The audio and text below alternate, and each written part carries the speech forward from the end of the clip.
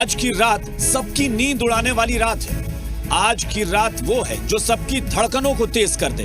ऐसा हम इसलिए कह रहे हैं क्योंकि रात में तो वैसे सोने का वक्त होता है, लेकिन तमाम सियासी दल, तमाम सियासी लोग जिन्होंने इस चुनाव से अपनी उम्मीदें बना रखी हैं और अपना भविष्य इस चुनाव पर छोड़ रखा है, उनकी नींदें उड़ चुकी हैं क्योंकि ये रात बहुत महत्वपूर्ण है।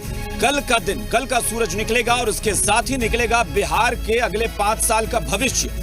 कल के सूर्योदय के साथ किसकी किस्मत का सूर्योदय होगा और किसकी किस्मत जो है वो उसे धोखा देगी, ये सब कुछ तय होने वाला है। नमस्कार, बहुत बहुत स्वागत है आप सबका पटना में। आपके साथ मैं हूं अभिषेक कात्यायन। बात बेबाक में आज हम चर्चा करेंगे कि आखिर एग्जिट पोल में जो कुछ भी परिणाम आए हैं, क्या वो वास्तविक परिणाम बनेंगे। सवाल ये कि अगले 5 साल के लिए बिहार की जनता फिर से मुख्यमंत्री के तौर पर नीतीश कुमार को चुनेगी या फिर 31 साल की उम्र में तेजस्वी यादव बिहार की कमान संभालेंगे। ये तमाम सवाल हैं जिनके जवाब आज हम तलाशने की कोशिश करेंगे। हमारे साथ जो सियासी दल के लोग जुड़े हैं उनसे आपका परिचय कराते हैं। हमारे साथ सीपीआईएमएल की तरफ से कुमार परवेज हमारे साथ जुड़ गए हैं। इसके अलावा बीजेपी से असफर शमशी हमारे साथ हैं, निहोरा यादव जी जेडीयू से हमारे साथ हैं और रामबली चंद्रवंशी जी आरजेडी से हमारे साथ हैं। आप सबका बहुत बहुत स्वागत है। शुरुआत रामबली जी आपसे करते हैं, क्योंकि बार बार ये कहा जा रहा है कि एग्जिट पोल के बाद बहुत उत्साहित है महागठबंधन, उसे लग रहा है कि अब हम सरकार बना रहे हैं। लेकिन क्या आपने ये नहीं देखा कि एग्जिट पोल के नतीजों में महागठबंधन को बहुमत नहीं मिल रहा है? तो ये उत्साह जो है, क्या ये कुछ देर का है या फिर उम्मीदें हैं? देखिए, महागठबंधन शुरू से ये मानता रहा है कि जो चुनावी भाषण में, चुनावी कार्यक्रम में दिखाई पड़ रहे थे, उसी से मिलता जुलता ये एग्जिट पोल है। लेकिन एग्जिट पोल को भी हम लोग पूर्ण रूप से इस पर संतुष्ट नहीं है। हमारा मानना है, हमारे गठबंधन का मानना है कि इससे कहीं और आगे बढ़ कर के हमारी सीटों की संख्या रहेगी। अब तो महज चंद घंटों की समय रह गया है वो रिजल्ट सामने आने में।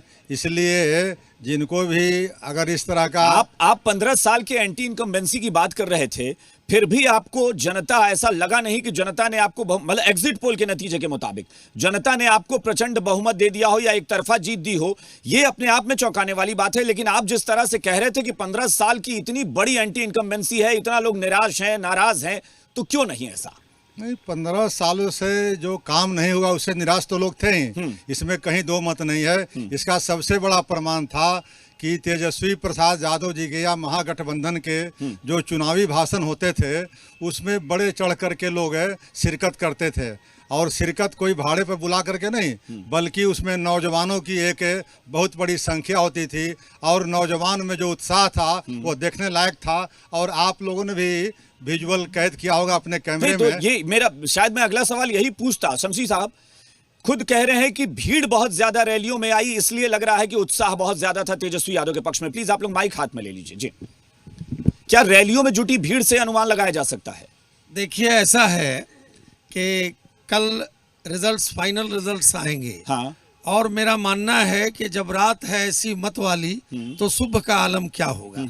भीड़ से अनुमान लगाना कि हमारे पक्ष में होगा, ये कतई नहीं मानना चाहिए। और जो एग्जिट पोल के रिपोर्ट्स आए, उस एग्जिट पोल में जब आप देखेंगे, जब से ये एग्जिट पोल चल रहा है, कभी भी माने मोर देन 80% एग्जिट पोल्स जो हैं उनका सही आकलन नहीं हुआ है। और मैं पूरी तरह से भी इसको खारिज और नकार नहीं सकता हूं कि एग्जिट पोल जो कह रहे हैं वो गलत है।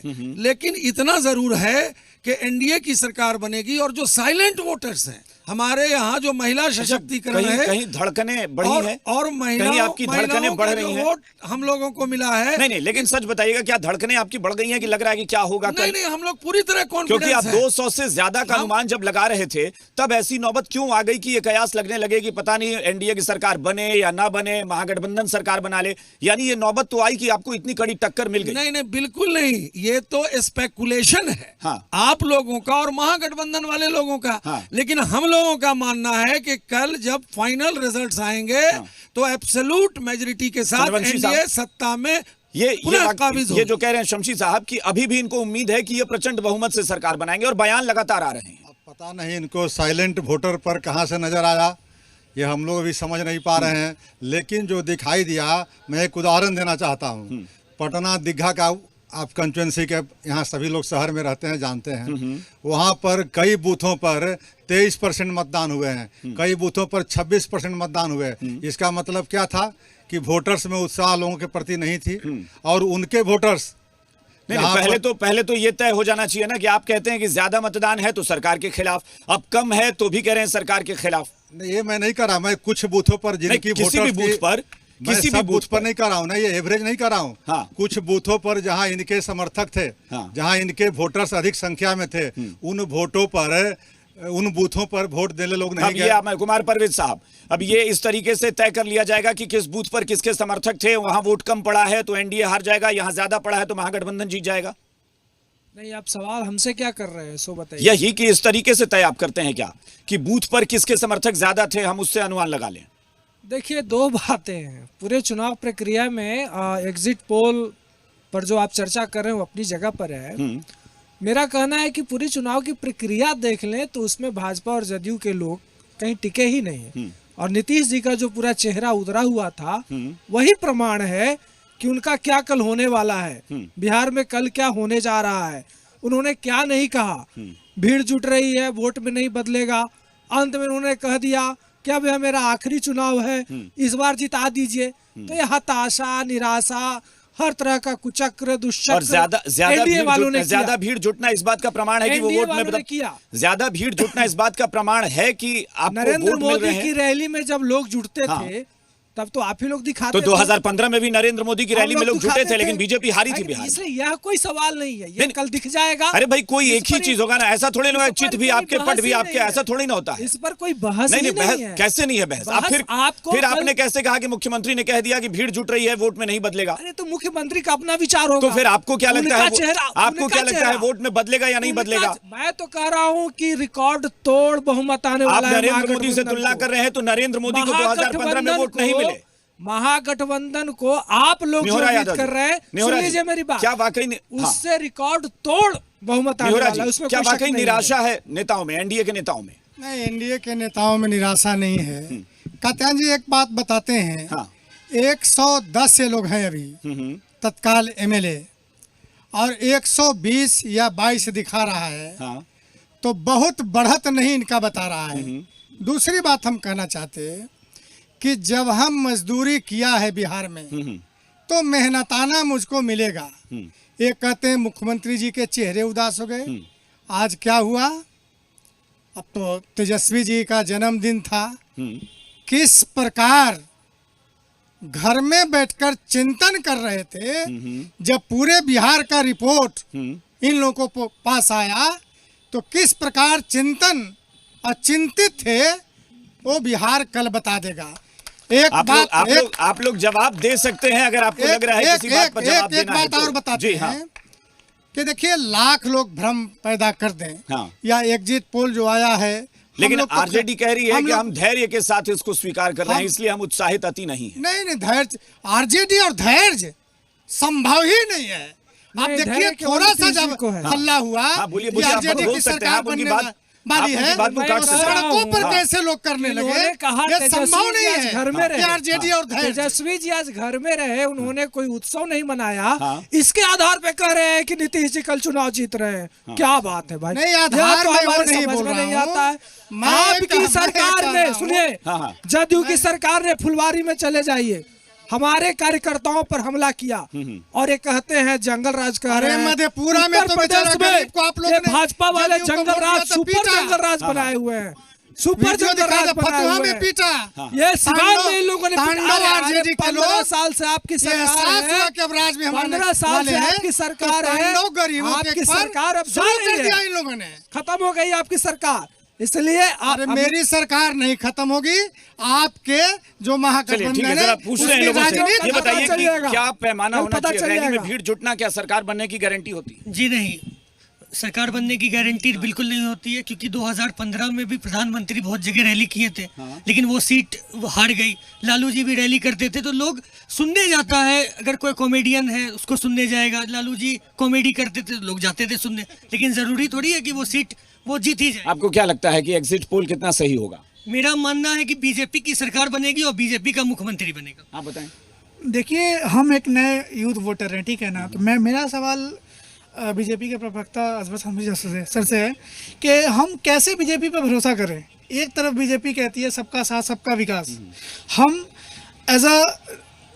मेरा नाम आदिल हुआ, तो कैसे हम भरोसा करें कि, क्योंकि ना ही एमपी के सीट में ना ही एमएलए की सीट में किसी मुसलमान को सीट नहीं मिलता है, तो हम एक यूथ के तौर पे कैसे माने कि हम बीजेपी। आप जनप्रतिनिधि अपना क्या धर्म के आधार पर चुनना चाहते हैं या कोई भी? ऐसा नहीं, ऐसा बात नहीं। जैसे एक होता है ना कि आप आए हैं सरकार में तो सबका साथ देंगे, आप कहते हैं सबका साथ देना है, हमको भी दिल करता है बीजेपी को वोट दे। सभी कौम से रिप्रेजेंटेटिव होने चाहिए। शमशी साहब इसका जवाब दीजिए कि इनको एक शिकायत है ये। देखिए, ऐसा है हाँ। कि कांग्रेस और आरजेडी ने तुष्टीकरण किया है। हाँ। और जिस कम्युनिटी की ये बात कर रहे हैं उसका चाहे सोशली, एजुकेशनली, पॉलिटिकली किसी भी तरह का आज़ादी के बाद से कांग्रेस 55 साल रही और बिहार में भी राजद पहले 15 साल रही। हाँ। जहां तक बीजेपी का सवाल है, अगर रोडें बनी हैं सबके लिए बनी हैं, पुल बना है सबके लिए बना है, एजुकेशन लोन्स हुए हैं सबके लिए हुए हैं, बैंक लोन्स हुए हैं सबके लिए हुए, यूथ के लिए हुए हैं। अगर बिहार के अंदर लड़कियों को साइकिल मिला है तो उसमें कास्ट और क्लास, अगड़ी पिछड़ी, हिंदू मुस्लिम नहीं देखा गया है। स्कॉलरशिप मिला है, स्कॉलरशिप मिला है, तो सबको मिला है। नहीं, वैसे आप उनकी बात को काउंटर करेंगे तभी तो वो फिर उसका जवाब भी दे पाएंगे। दूसरी तरफ कि सब कुछ सबके लिए बना है, मुझे उस बच्चे लेकिन एनआरसी और एनपीआर मुसलमानों के खिलाफ बना है। अरे भाजपा वालों ने और नीतीश जी ने बनाया है। वो एनडीए ने रिप्रेजेंटेशन भी दिया है।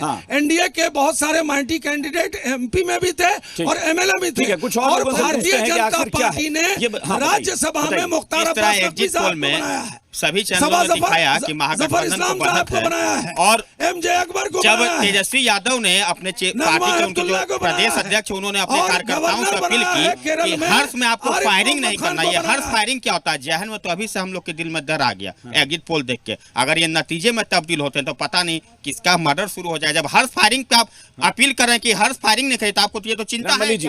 ये क्या वाकई ऐसा है कि आरजेडी के जो समर्थक हैं, आरजेडी के कार्यकर्ता हैं, उनको इसी तरह से जश्न मनाना आता है? जैसा कि ये कह रहे हैं कि डर मन में बैठ जा रहा है कि अगर आरजेडी जीतती है उसके बाद यही होगा कि अपील करना पड़ रहा है। ये तो एनडीए के नेताओं के द्वारा फैलाया गया दुष्प्रचार है। हाँ। लेकिन सच्चाई इनके प्रदेश अध्यक्ष का चिट्ठी है और सभी जगह अपलोड है वो। नहीं, अध्यक्ष का चिट्ठी में बता रहा हूँ। हाँ। कि इसी को अप्रीहेंशन को देखते हुए हमारे पार्टी ने तय किया कि अभी जो बता रहे थे जनता दल यू के नेता बता रहे थे कि हमारे तेजस्वी जी चुपचाप अगर है। इसका जवाब दे दीजिए ना। दोनों का जवाब आखिर प्रदेश अध्यक्ष को ये चिट्ठी क्यों लिखनी पड़ी कि हर्ष फायरिंग नहीं होनी चाहिए? हाँ बिल्कुल, उन्होंने हर्ष फायरिंग की बात नहीं की है। उन्होंने कहा कि पटाखा भी नहीं छोड़िए। हाँ। उन्होंने कहा कि कोई आतिशबाजी नहीं, कोई उदंडता नहीं। तो ये अनुशासन का परिचय दिया है। आप कहते हैं कि जेडीयू या बीजेपी को कभी ऐसा हुआ है कि अपने कार्यकर्ताओं को बोलना पड़े कि हर्ष फायरिंग न कहिए? आरजेडी को ही क्यों नहीं कहना पड़ा? देखिए, सच्चाई है कात्यायन साहब कि जैसे इन लोगों ने हल्ला उड़ाया कि हमारी सरकार बन रही है, बिहार में गरीबों में, आम नागरिकों में दहशत हो गया। इतने दहशत हो गया, सैकड़ों लोगों ने मुझको फोन किया, भैया कैसे जान बचेगा, कैसे हम लोग रहेंगे बिहार में? ये हालात बिहार का हो गया।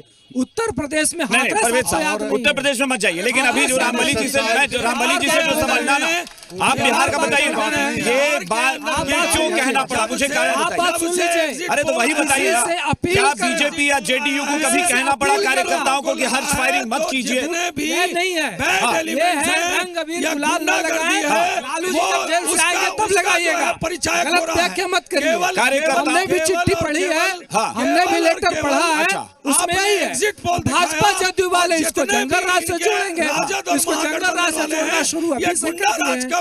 ये बेकार बात शुरू कर दिए, ये बेकार बहस है, ये बेकार बहस है। अरे तो अभी सरकार आई नहीं, अभी सरकार आई नहीं है ना, टेलर शुरू कर दिया। बहस करने से क्या अभी सरकार आई नहीं है ना, उसके बाद कहिएगा ना। शुरू कर दिया हमारी सरकार, रोजगार की सरकार है, रोजगार। चलिए ठीक है, एक छोटा सा ब्रेक लेते हैं, ब्रेक के बाद लौटेंगे। सवाल यह है कि अभी आरजेडी की सरकार आई नहीं है, लेकिन बीजेपी जेडीयू कहने लगे हैं कि गुंडा राज आ जाएगा अगर आरजेडी की सरकार आती है। आज की रात बीतेगी और कल तय हो जाएगा कि अगले 5 साल के लिए जनता ने जनादेश किसको दिया है। छोटे से ब्रेक के लिए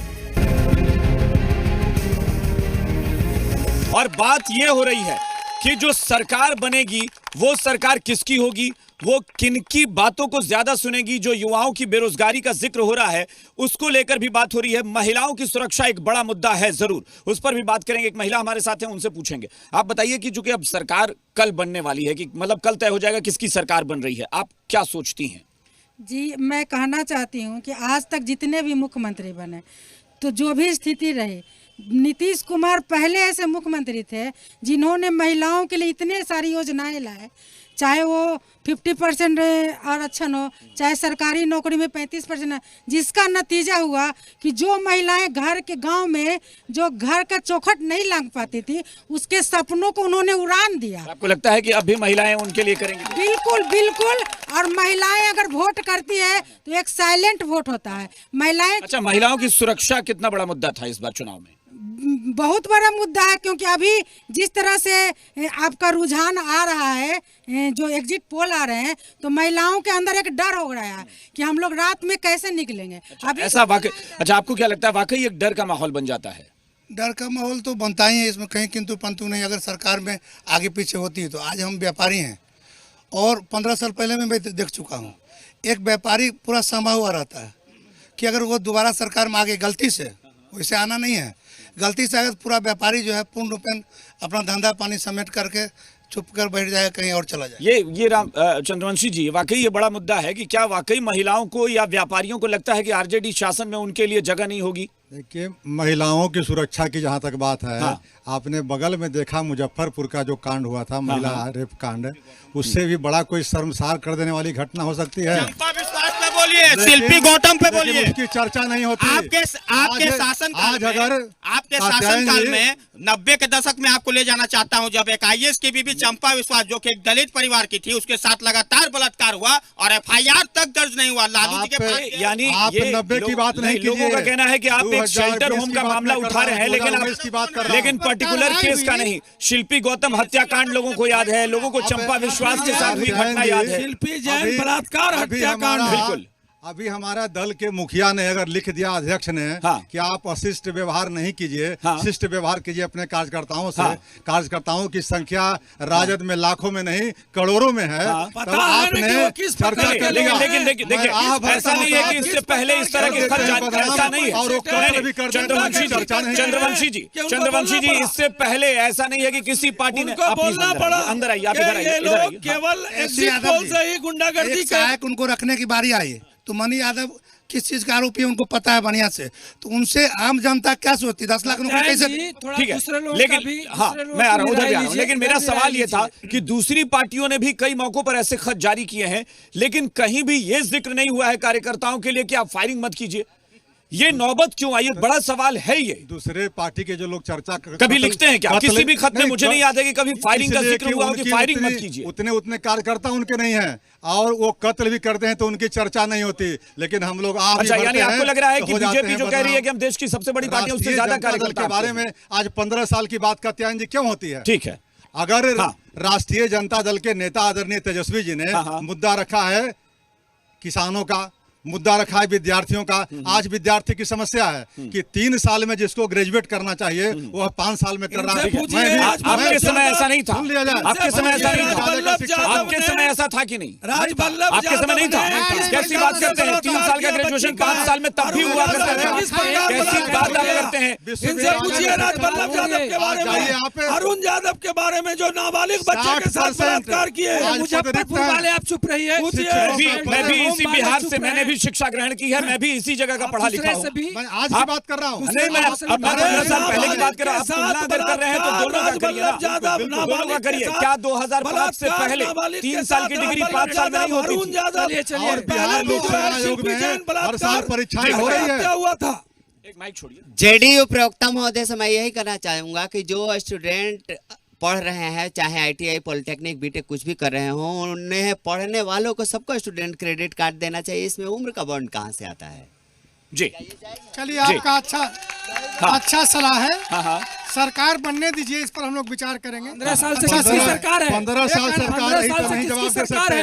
15 साल का जवाब नहीं दे सकते। मुजफ्फरपुर सेंटर में छोटी छोटी बच्चियों से लगातार 3 मौका मिला और हम जी, कह रहे आपके हैं माध्यम कि से काम नहीं हुआ। उसके बाद देखिए बच्चों बिहार के के माध्यम माध्यम से से हुआ। कहना चाहता हूँ कि मेरे 2 दोस्त रहते हैं भागलपुर कॉलेज ऑफ इंजीनियरिंग में, अमृतेश और यदुवंशी।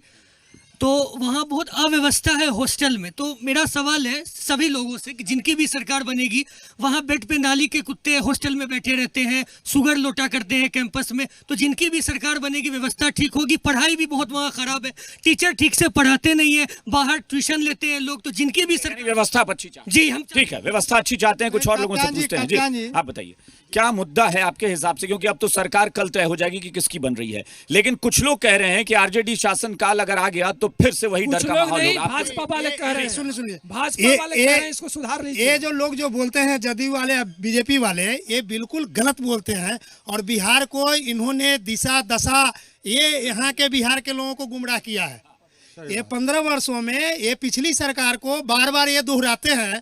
अभी वर्तमान जो बिहार की जो समस्या है, जिस समस्या को लेकर के 31 वर्ष की उम्र में जो तेजस्वी यादव ने जो बिहार में मिसाल कायम किया है, बिहार में मुद्दा है बेरोजगारी का, बिहार में मुद्दा है भ्रष्टाचार का, बिहार में मुद्दा है महंगाई का, लेकिन इस पर ये लोग डिबेट नहीं करते। क्या आप लोग उन मुद्दों से भटक गए थे जिसको तेजस्वी यादव ने लपक लिया, हाथों हाथ ले लिया? हाँ, इनके 15 साल में 98,000 नौकरियां हुई थी और हम लोगों ने 7 लाख नौकरी दी। सुनिए अब देखिए, अब वोटिंग बची नहीं है, अब वोटिंग बची नहीं है, 2020 तक का अब वोटिंग बची नहीं है, तो किस बात के लिए आप इतना लड़ते? 2020 तक का बताइए, अपना 15 साल का बताइए। जवाब देने के बजाय फिर 15 साल बैठ चले जाते हैं। बता नहीं रहे हैं, 60,000 के पास जवाब रहे तब न दें। अपने 15 साल का 24,000 करोड़ रुपया मुझे एक बात बताइए ना, 15 साल का भाजपा जदयू शमशी साहब, अब देखिए मतदान तो अब बचा नहीं है, अब मतदान बचा नहीं है तो वादे करने का कोई मतलब नहीं है। सवाल ये है कि आज ये नौबत आई कि तेजस्वी यादव ने आपको कड़ी टक्कर दी, क्या आप मुद्दों से भटक गए थे? टक्कर नहीं दी, फर्जी बात, बिल्कुल टक्कर नहीं दी तेजस्वी ने। और एक बात चेहरा क्यों उड़ा हुआ था नीतीश जी का? क्यों कह रहे थे मेरा आखिरी चुनाव है, मेरा आखिरी चुनाव है? नीतीश जी का चेहरा उड़ा हुआ क्यों था? मोदी जी का चेहरा क्यों उड़ा हुआ था? बता दीजिए। इतना कॉन्फिडेंस है और एक बार भी 15 साल में आप लोगों ने क्या किया उस पर वोट क्यों नहीं मांगते हैं? हुए लोग हैं, इसलिए अगर मुख्यमंत्री ने ये कहा कि पहले इसमें 10 कोई उत्तर नहीं है। अच्छा, अगर मुख्यमंत्री ने कहा कि वो अब इसके बाद चुनाव नहीं लड़ेंगे, तो क्या इसका नेगेटिव ही कोई मतलब निकाला जा सकता है? बिल्कुल बेहद बात किया है। क्या ये नहीं हो सकता है कि उन्होंने स्वेच्छा से सोचा कि अब हम जी थक गए, आपके बोलने से थक गए हैं, आप खुद ही कह दिए कि अब हम रिटायर हो फर्जी गए। बात बोल दिया तो कि बिहार की रिटायर जनता करेंगे। उनको इस बार पूरी तरह से रिटायर कर रही है। फर्जी पूरे बात लोगों बोल को रहे हैं। रिटायर कर दिया, फर्जी बात बोल रहे हैं। नीतीश जी को कात्यायन जी, रिटायर कर दिया। कात्यायन जी, एक युवा बताइए। सरकार चाहिए, मेरा रोजगार का साधारण सा चाहिए। सवाल था जिसका जवाब अब भी नहीं, नहीं मिला। अगर तेजस्वी यादव ने कुछ मुद्दों को लपक लिया और उसको मुद्दा बनाकर चुनाव में वो उतर बेसलेस गए, मुद्दा क्या वो है। मुद्दे आप लोग उन्होंने छोड़ गए? फर्जी बात देखिए, नहीं, बेरोजगारी का फर्जी मुद्दा बात बेसलेस नहीं, मुद्दा है। उन्होंने कहा कि पहले रोजगार का कैबिनेट मुद्दा में 10 बेसलेस लाख मुद्दा देंगे। है। फर्जी बात किया रोजगार है ही नहीं। करेंगे प्रवासी इसका अगर मजदूरों जवाब को, होता तब न जवाब देते आप। अच्छा, मैं एक बार यहाँ के लोगों से पूछूंगा। फर्जी मुद्दा है और हिंदू मुसलमान करवाते हैं, वो असली मुद्दा है। एक बार पहले कैबिनेट में दीजिएगा। गजब अरे करते हैं। रोजगार सृजित किया जाता है, मुसलमान कहाँ से सजा सृजित देंगे, करेंगे? फॉरवर्ड अरे आप ना बोलिए, वो असली आपके मुद्दा यहाँ है। एक क्या बेरोजगार अच्छा, यहाँ पे मैं पूछूं, क्या लोगों को यकीन है कि तेजस्वी यादव पहले कैबिनेट बैठक में 10 लाख सरकारी नौकरी दे प्रवासी देंगे? मजदूरों का हत्या किया। मुझे बताइए, प्रवासी आपको लगता है मजदूरों कि की हत्या कोई भी किया आप सरकार लोग। एक सिग्नेचर पे 10 लाख सरकारी नौकरी दे दे? देखिए नहीं होगा ये, क्योंकि तेजस्वी यादव कहते हैं कि युवा युवा युवा युवा ही के नाम पे अभी पूरा उनका वोट बैंक युवा के नाम पे प्लीज चल रहा अंदर है। जाइए, अंदर जाइए भैया। बिहार में 10 लाख युवा पूरा है, वोट बैंक 1.5 करोड़ युवा है। फर्जी बात किया है उन्होंने। भाई साहब कह रहे हैं आप पीछे जाइए, सुन लीजिए। हाँ मेरा सवाल आरजेडी के प्रवक्ता से है। प्रवासी मजदूर तेजस्वी का यादव क्या किया इन्होंने? कहते हैं पूछिए। कि मेरा कितना सवाल प्रवासी मजदूर मरा? सुनिए, अरे भाई सवाल तो सुनिए। हाँ तेजस्वी यादव कहते हैं युवा युवा युवा, वो बोलते हैं युवा के लिए आएंगे सरकार में, युवा के लिए 10 लाख रोजगार लाएंगे। लेकिन हाल ही फिलहाल एक वीडियो वायरल हुआ था कि वो प्लेन के लिए जा रहे थे, हेलीकॉप्टर के लिए, तो एक युवा को खींच के फेंक रहे थे। गलत है, ये गलत है सरासरी। ये उस युवा ने खुद कहा है, अपना वीडियो तो वो कैसे? अरे भाई, अरे सुनिए, आप क्या कर रहे हैं? आप पीछे जाइए। आप अरे वहाँ से हटिए। क्या कर रहे हैं? आप क्या कर रहे हैं? आप पीछे जाइए। हेलीकॉप्टर से आप गलत फहमी नहीं, आप दूर पीछे जाइए। आप पहले आप तय करेंगे कि ये क्या बोलेंगे। आप जाइए पीछे। हेलीकॉप्टर से बचा रहे थे। तो ये तेजस्वी युवा ने खुद, अरे भाई, एक मिनट सुनिए ना पहले। उस युवा ने खुद अपना वीडियो वायरल करके जारी किया है कि तेजस्वी यादव ने ऐसा कुछ नहीं, लेकिन वो वीडियो में साफ दिख रहा है भाई। उसने वीडियो जो जारी किया है उसमें भी उसने कहा है कि हम तो उसने कह दिया, लेकिन वो तस्वीर में क्या है? हमको बचाने के लिए तेजस्वी भैया ने हाँ बताइए, पीछे जाइए। हाँ तेजस्वी यादव जी ने उनको बचाने के लिए ऐसा आपको लगता है कि एक सिग्नेचर पर कोई भी मुख्यमंत्री 10 लाख सरकारी नौकरी जरूर होगा। कैसे होगा? बिहार का बजट मेरा सवाल है कि यदि तेजस्वी यादव बोले नौकरी नहीं देंगे तो इस्तीफा देंगे। तेजस्वी यादव, क्या तेजस्वी यादव अगर पहले कैबिनेट मीटिंग में 10 लाख सरकारी नौकरी नहीं देते हैं तो इस्तीफा देंगे? भाई साहब, आपसे 4 बार बोलूंगा कि पीछे जाइए। कात्यायन जी, हाँ बताइए। एक तरफ इनके नरेंद्र मोदी जी हाँ 2 करोड़ प्रति वर्ष नौकरी देने की बात करते थे कि हर साल 2 करोड़ नौजवानों को नौकरी देंगे, और नौकरी देने की बात तो दूर रही, नौकरी और खत्म किए। क्या 10 लाख सरकारी नौकरी मुमकिन है एक सिग्नेचर में? जरा बताइएगा भाई, कितना क्या मुमकिन है? 10 लाख नहीं नौकरी है, बिल्कुल मुमकिन नहीं है। कभी मुमकिन नहीं है कि सर ये तेजस्वी की राजद है, ये पहले वाली राजद नहीं है। मिलेगा 10 लाख? एकदम बिल्कुल मिलेगा, बिल्कुल मिलेगा। सर एक बात बताइए, अगर आप बहुत बीमार हो, एक डॉक्टर आपको बोले, माइक में आवाज थोड़ा नहीं है, बहुत बीमार हो आप, डॉक्टर एक बोले कि आप तो मर जाइएगा, दूसरे बोले आपको कल हम चला देंगे, तो किसको जाइएगा? किसके पास जाइएगा? तेजस्वी जी बात तो किया कि नौकरी देंगे, नीतीश जी तो बोले लैंडलॉक्ड है, गुड़गांव लैंडलॉक नहीं है, नोएडा जहाँ आपका ऑफिस है लैंडलॉक नहीं है। यानी तेजस्वी यादव ने कहा कि हम नौकरी देंगे, ये इनके लिए मुद्दा है कि हाँ नौकरी देने की बात मुद्दा है। और तेजस्वी जी ने 5 साल के लिए वादा किया है, 5 साल अगर काम नहीं करेंगे आप बोलिए ना। इनको बदल दीजिए। अच्छा, एक युवक ने ये सवाल पूछा है कि तेजस्वी यादव ने कहा था कि मैं इस्तीफा दे दूंगा अगर नहीं दिया मैंने, तो क्या तेजस्वी यादव वाकई इस्तीफा दे देंगे या इफ बट तो नहीं लगा देंगे कि नहीं ये उसमें टर्म लगा दिया, कंडीशन लगा दिया? कात्यायन जी, हाँ। ये जनतांत्रिक प्रणाली है, अगर हम अच्छा काम नहीं अगर करेंगे मैं तो फिर 5 कह रहा साल हूं। नहीं सुना जाए तो 5 साल फिर आपके बीच में जाएंगे। नहीं। तो ये 15 साल से लगातार देखिए, है। अभी तक तो और अभी आज तो ये भी तय नहीं है ना कि तेजस्वी सीएम बनेंगे या नहीं बनेंगे। पूरा तय है, पूरा तय है। अब मात्र कुछ घंटों की बात रह गई है, कुछ घंटों की बात रह गई है।